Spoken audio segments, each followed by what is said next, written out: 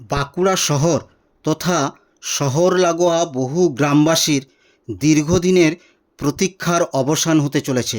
বর্তমানে বাঁকুড়া স্টেশনের উপর দিয়ে যাতায়াত করা ট্রেন ও মালগাড়ির সংখ্যা বৃদ্ধি পাওয়ার কারণে স্টেশন মোড় ও কেঠারডাঙ্গার মাঝের যে রেল ফটকটি সেটি প্রায়ই পড়ে থাকতো, আর উক্ত কারণে এই রাস্তায় প্রায়শই যানজটের সৃষ্টি হতো।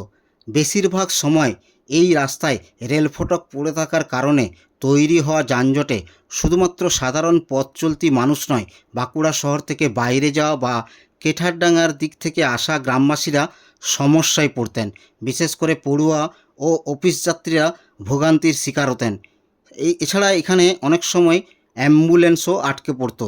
অবশেষে এই ভোগান্তির অন্ত হতে চলেছে। 2023 সালে এই আন্ডারপাস তৈরির টেন্ডার প্রক্রিয়া শুরু হয়। বর্তমানে এই আন্ডারপাসের কাজ সম্পূর্ণ হওয়ার মুখে। যুদ্ধকালীন তৎপরতায় এই বহু প্রতীক্ষিত আন্ডারপাসের কাজ চলছে। যদি কাজ ঠিকমতো চলে তাহলে এই 2026 সালের জুন মাসের শেষ সপ্তাহের দিকে এটি সম্পূর্ণরূপে জনসাধারণের জন্য খুলে দেওয়া হতে পারে। এই আন্ডারপাসটি চালু হলে বাঁকুড়া জেলাবাসীর দৈনিক যাতায়াত সহজ ও সময় সাশ্রয়ী হবে।